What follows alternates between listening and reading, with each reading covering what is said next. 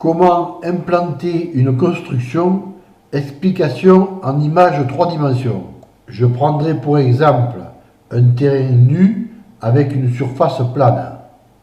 Premièrement, je vais fabriquer des chaises avec des planches de coffrage et des morceaux de chevron de 6-8 avec les dimensions indiquées sur ce croquis. Pour commencer, je vais planter un piquet à l'endroit choisi pour représenter un des angles de la construction. Cette construction fera 14 mètres sur 10 mètres. Je vais planter donc ensuite un deuxième piquet à 14 mètres du premier dans l'axe choisi pour orienter cette construction. Je plante ensuite et je scelle une première chaise dans la continuation de cet axe à environ 2 mètres derrière le piquet. Et j'en place ensuite une deuxième à l'opposé de ce tracé.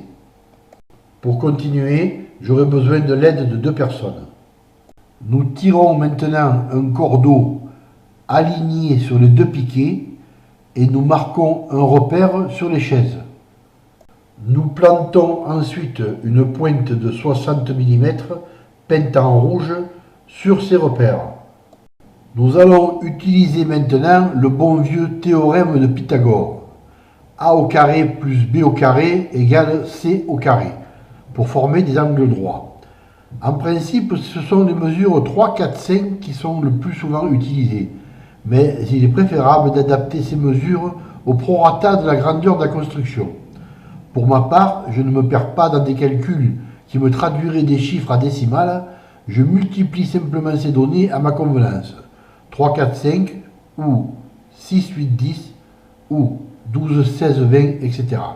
Ici, je prendrai donc l'option 6 mètres, 8 mètres et 10 mètres, comme ceci.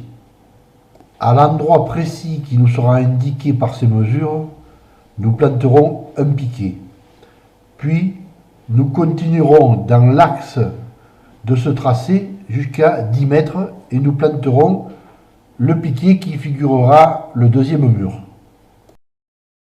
Nous recommençons la même opération de l'autre côté, à l'opposé, pour obtenir le tracé du troisième mur. Il nous suffira ensuite de relier les 2 derniers piquets pour avoir le tracé de l'emprise au sol de la maison. Les mesures identiques des 2 diagonales nous confirment que les 4 angles sont correctement à 90 degrés. Nous plantons maintenant sur les chaises une pointe de 60 mm peinte en bleu à 20 cm à l'intérieur des tracés pour déterminer le tracé intérieur des murs mètres. Cette construction comportera un mur de refend en son centre. Nous installons donc 2 chaises et délimitons ainsi le tracé de ce mur intérieur en le matérialisant par 2 pointes peintes en bleu de chaque côté. Nous plantons pour terminer 2 pointes peintes en vert à 20 cm de chaque côté des murs. Elles nous indiqueront le tracé précis des fondations, 60 cm de largeur. Pour plus de détails, rendez-vous sur les blogs bâtir-sa-maison.net ou bien bâtir-sa-maison overblog.com.